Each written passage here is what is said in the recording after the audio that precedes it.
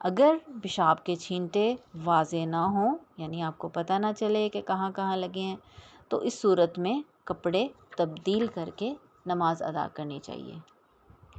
اب ہے حکمی نجاست۔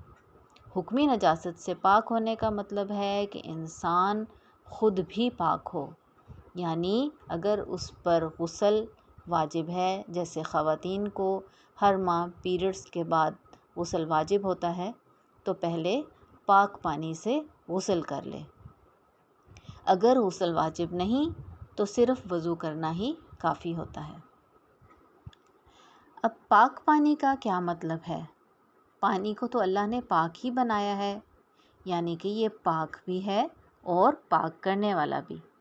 تو یہاں پاک پانی سے مراد ہے کہ اس کی رنگت، بو اور ذائقہ چینج نہ ہو جائیں۔ اس کے بارے میں بھی آپ کو پچھلے کورس میں طہارت کے ٹاپک میں بریفلی بتایا جا چکا ہے۔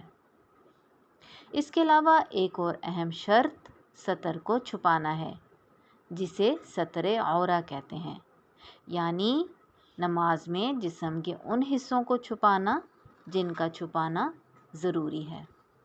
اس بارے میں آپ کو سنن ابی داؤد کی ایک حدیث بتاتی ہوں کہ رسول اللہ صلی اللہ علیہ وسلم کے ساتھ عورتیں جب فجر کی نماز ادا کرتیں تو اپنی بڑی بڑی چادروں میں لپٹی ہوتیں، کیونکہ آپ صلی اللہ علیہ وسلم نے فرمایا کہ بالغہ عورت کی نماز اوڑھنی کے بغیر نہیں ہوتی۔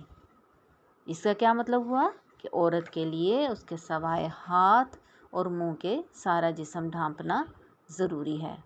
گویا عورت کا سارا جسم ہی ایسا ہے کہ نماز میں اسے ڈھانپا جائے، کوئی بھی حصہ ننگا نہ رہے۔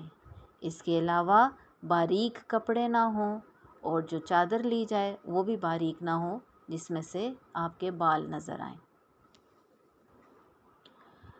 نماز صحیح سے ادا کرنے کی ایک تیسری اہم شرط استقبال قبلہ کی ہے۔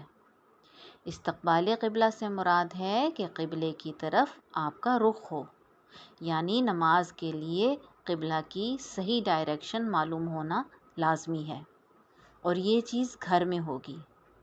یعنی کہ اگر ہم پلین یا ٹرین میں سفر کر رہے ہیں اور قبلہ ہماری بیک سائڈ میں ہے یا کسی بھی سائڈ میں ہے، تو وہاں ہم اپنی مرضی سے ٹرین یا پلین کا رخ تو نہیں بدل سکتے نا۔ ایسے ہی اگر ہم گاڑی میں یا بس میں سفر کر رہے ہیں اور قبلہ رخ ہونا ممکن نہیں، اور آپ کو یہ بھی خدشہ ہے کہ آپ کی نماز جو ہے وہ کہیں مس نہ ہو جائے، تو اس صورت میں قبلے کا رخ دیکھنا ضروری نہیں۔ جب بھی نماز کا وقت ہو جائے آپ نے نماز پڑھ لینی ہے۔ نماز ادا کرنے کی چوتھی اہم شرط تعدیل ارکان کی ہے۔ اس کا مطلب ہے کہ نماز کے جو بھی بیسک پرنسپلز ہیں، جیسے قیام، رکوع، سجدہ وغیرہ، ان سب کو سنت نبوی صلی اللہ علیہ وسلم کے مطابق ادا کیا جائے، کیونکہ نبی کریم صلی اللہ علیہ وسلم کا فرمان ہے صلو کما رأیتمونی اصلی، تم نماز اس طرح پڑھو جیسے تم نے مجھے نماز پڑھتے ہوئے دیکھا ہے۔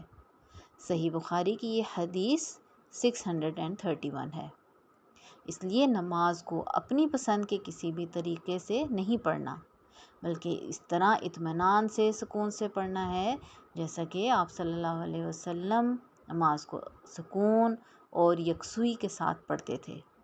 سنت کے خلاف یا اطمینان سے خالی نماز بالکل بے فائدہ ہے۔ ایسی نماز اللہ کے ہاں بھی قبول نہیں ہوگی۔ اللہ تعالی ہم سب کو ان باتوں پر عمل کرنے کی توفیق دے، ہماری نمازوں کو سنت کے مطابق بنا دے اور ان سب کو قبول کر لے۔ السلام علیکم ورحمۃ اللہ وبرکاتہ۔